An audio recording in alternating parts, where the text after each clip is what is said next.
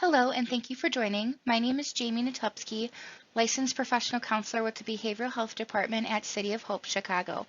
In this presentation, we will be covering topic number 2, how do I provide support to my loved one? Let's get started. How can I provide support to my loved one? As you spend time with your loved one and learn more about how cancer is affecting their everyday life, keep your eyes open for other things you can offer.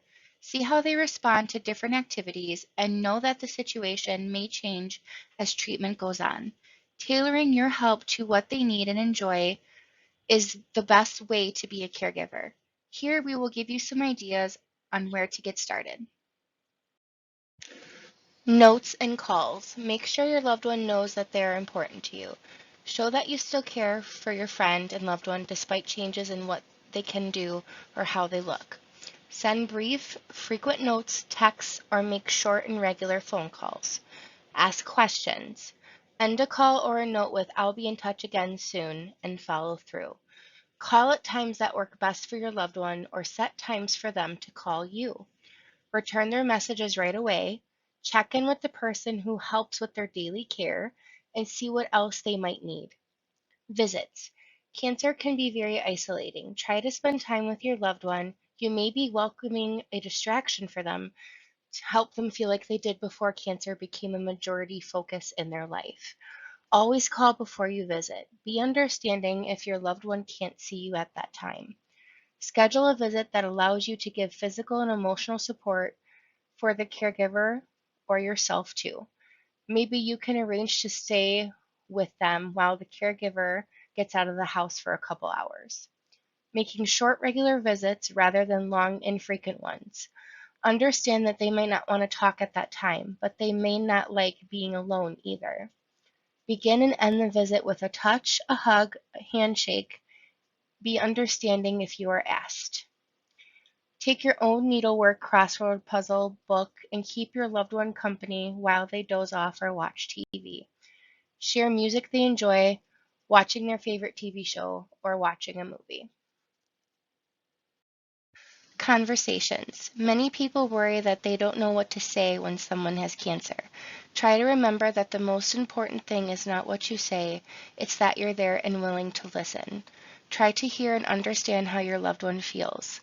Let them know that you are open to talking whenever they feel like it. Or if the person doesn't feel like talking, let them know that that's okay too. Listen without always feeling that you have to respond. Sometimes a caring listener is what the person may need the most. Gear the conversation so they don't feel overwhelmed or guilty about not being able to talk or not wanting to talk. Help them focus on whatever brings out good feelings, such as sports, religion, travel, or their pets. Ask them if they are having any discomfort. Suggest new ways to be more comfortable, such as utilizing more pillows or moving the furniture around. Give honest compliments, such as "You look well rested today." Support their feelings, allow them to be negative, withdrawn, or silent. Resist the urge to change the subject. Gift giving. Look for a small, practical thing that your loved one may enjoy or may need. Think about what their average day is like and what might make it a little better. It is always good to laugh and smile too. Make sure gifts are useful right away. Small gifts given frequently are usually better than large, one-time gifts. Give a gift to the caregiver as it is welcome as a gift to your friend. Insist that a thank you note is not needed.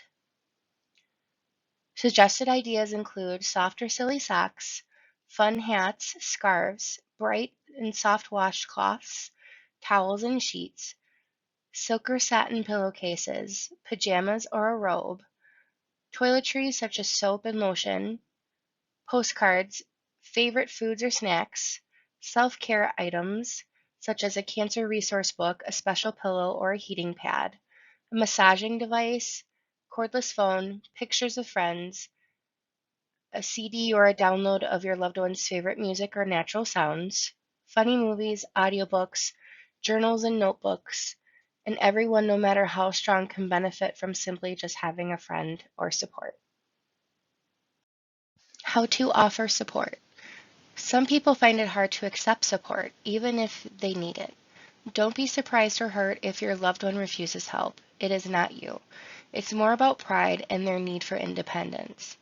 Provide emotional support through your presence and your touch. Many people are afraid of being a burden to their loved ones. Provide reassurance that you are wanting to help. Offer practical ideas on what you can do to help and then follow through. Assume that your help is needed, even if there are others also willing to help out. If your loved one needs medical equipment or money for treatment, you can look into getting something donated or organizing ways to help raise the money. Sometimes we need some tips on what not to do. Don't offer advice they don't ask for or be judgmental. Be afraid to hug or touch your loved one.